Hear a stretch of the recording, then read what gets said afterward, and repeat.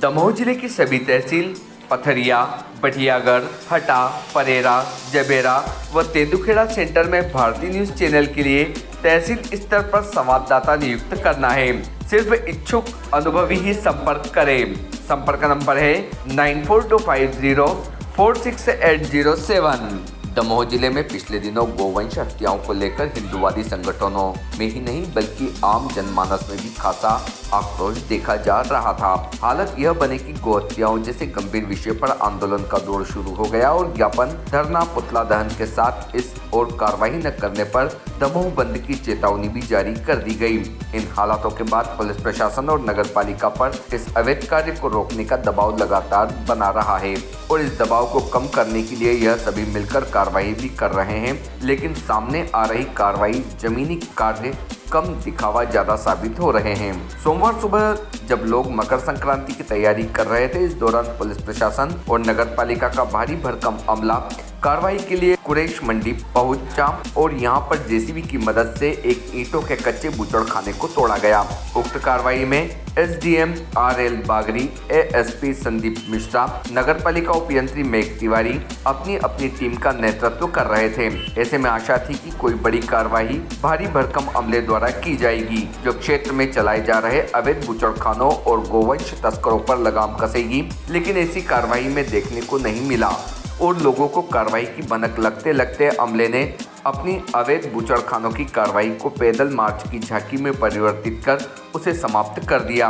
Police प्रशासन की इस कार्रवाई की भनक जहां एक और दूसरों को न होने के बाद कही जा रही है, लेकिन कार्रवाई के दौरान जो हालात सामने आए उससे यह महसूस होता है कि कहीं न कहीं गोवंश के इस अवैध व्यापार से जुड़े लोगों को इस कार्रवाई की पहले ही भनक थी। दरअसल कार्रवाई के दौरान बोरों व पॉलीथीन में कई जानवरों के अवशेष बरामद हुए हैं, लेकिन वह वहां कैसे और किसके द्वारा रखे गए थे इस संबंध में कोई स्पष्ट जानकारी सामने नहीं आई है। सामने यह भी आया है कि स्थानीय स्तर पर कार्रवाई के कुछ समय ही पूर्व मवेशियों के शवों को दूसरे स्थान पर फेंका गया है, जिसकी पुष्टि भी स्थानीय लोगों ने की है। ऐसे में यह आशंका जताई जा रही है कि कार्रवाई की पूर्व ही स्थितियों को बदलने और छिपाने का प्रयास किया गया है। भारी भरकम अमले के बीच की गई इस सामान्य कार्रवाई को देखकर प्रश्न उठना लाजमी थे और ऐसे में संबंधित अधिकारी भी जवाबदेही से बचते नजर आए। जहां नगरपालिका इस और कोई भी टिप्पणी से इनकार करता रहा, वहीं पुलिस महकमे को यह स्पष्ट नहीं था कि कितने अवैध बूचड़खानों पर कार्रवाई की जानी है और अंततः एक निर्माण को धराशायी कार्रवाई पूर्ण कर ली गई। लेकिन क्षेत्र में कुछ समय पूर्व ही नालियों में फेंके गए मवेशियों के शव और बोरियों व पॉलीथीन में मिले मृत जानवरों के अवशेष अभी भी जिले में चल रहे हैं इस अवैध और घृणित व्यापार की हकीकत बता रहे हैं। रिपोर्ट टीम भारतीय न्यूज। आज कुरेश मंडी में पुलिस कार्रवाई के बीच भी कुछ मवेशी और गौवंश मिलने की घटना सामने आई है, क्या प्रतिक्रिया है? मेरा ये कहना है कि गौ हत्या अगर बंद हो गई तो ऐसा नहीं है। मैंने 4 जगह की लोकेशन दी थी, 4 जगह पे गौ हत्या हो रही है। अभी वर्तमान में रजपुरा से भी एक कंटेनर की सूचना आई, उसमें न्यूज़पेपर के माध्यम से भी जानकारी मिली। हमने सारे बूचड़खाने, अवैध बूचड़खाने बंद कराने के लिए कहा है। अभी मुझे जैसे कि मेरी पुख्ता जानकारी है, नगर पालिका सीएमओ से मेरी इस विषय पे और वहाँ के अधिकारियों से बात भी हुई है। हमने कहा कि जो 8 नोटिस दिए थे आपने आठों को ध्वस्त क्यों नहीं किया? उन्होंने कहा कि 2 महीने पहले वो आठों फाइल चोरी हो गई। वो फाइल चोरी हो गई। मैंने उनसे बोला कि अगर ये फाइलें चोरी हो गई हैं तो इसकी आपने एफआईआर कराई कि नहीं कराई, क्योंकि नियम में है कि अगर कोई चीज़ चोरी हुई है तो उसकी अपन को एफआईआर करवाना चाहिए। यही बात जब मैंने पुलिस प्रशासन से पूछी तो उनका कहना है कि हमारे पास चोरी की नगर पालिका की तरफ से कोई भी रिपोर्ट नहीं आई, ना ही कोई सूचना हमें लिखित में दी गई है। मतलब क्या है कि सारा काम लीपा पोती का चल रहा है। नगर पालिका के प्रशासन से बात करी तो कह रहे थे कि जो अतिक्रमण अमला है वो छुट्टी पे भाग गया है। वहाँ के एक इंजीनियर हैं रॉय, इनका नाम है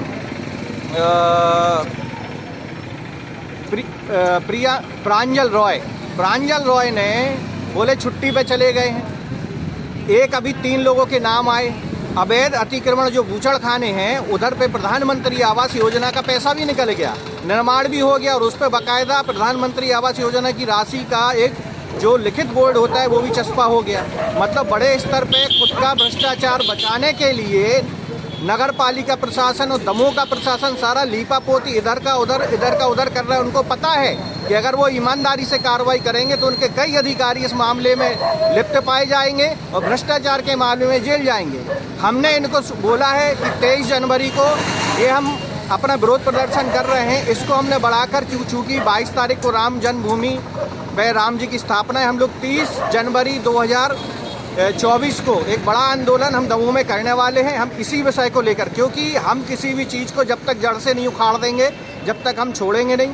हिंदू जागरण मंच ने 2 जनवरी को जो प्रदर्शन किया था, उसके बाद इन्होंने ये लीपापोती का जो भी कर रहे हैं, पुलिस प्रशासन कुछ हद तक सही काम कर रहे हैं, लोगों को पकड़ रहे हैं। लेकिन आज जब नालियों में बोरे में बंद वहाँ पे मांस मिल रहा है और गौवंश मिल रहा है, तो ये बड़ा दुखद है कि किस तरीके की यहाँ पे सिक्योरिटी है और या फिर इनको डर लग रहा है कोई कार्रवाई करने में। तो हमारा अभी 30 तारीख को आप आंदोलन देखेंगे, उसमें सारा कुछ सामने आ जाएगा। भ्रष्ट कर्मचारियों पे कार्रवाई होनी चाहिए, ये हमारी मांग है। क्या नाम है आपको? नित्या प्यासी, हिंदू जागरण मंच। कार्रवाई की गई, उसमें कुछ 100 ही बरामद हुए नालियों में अवशेष प्राप्त हो रहे हैं जानवरों के, क्या है पूरा मामला सर? देखिए, वो तो एक हड्डी गोदाम था अवैध जिसको गिराने की कार्रवाई आज की गई है। उसी क्रम में जो है ऐसी जानकारी सामने आई। एक हमें भैंस का पड़ा और एक बछड़ा जो है वो अलग अलग 2 स्थानों पर मिले हैं। जो एक बछड़ा मिला है उसमें आस पड़ोस के रहवासी पटेल ने बताया है कि बछड़ा जो है शायद ठंड के कारण जो है बीमार होकर लावारिस घूम रहा था, इस कारण इसमें इस तरह की स्थिति हुई है। और अन्य तथ्यों पर इनमें जो है लगातार जांच कर रहे हैं। अभी तक हमें किसी प्रकार का अपराध होने की कोई उसमें संकेत नहीं है। सर, हिंदू संगठन का आरोप लगा रही है कि वहाँ पर उनका संयम द्वारा ही उनका हत्या करके नाली में डाला गया है। देखिए, अभी हम इसमें नगर पालिका को भी सूचित किया है, वेटनरी डॉक्टर्स चाहें तो उसका अवलोकन कर सकते हैं और इस तरीके के हत्या करने संबंधी साक्ष्य जो है अवलोकन में नहीं आया। हमारा बीट प्रभारी जो है उसमें जांच कर रहा है। Subscribe now to most exciting channel ever.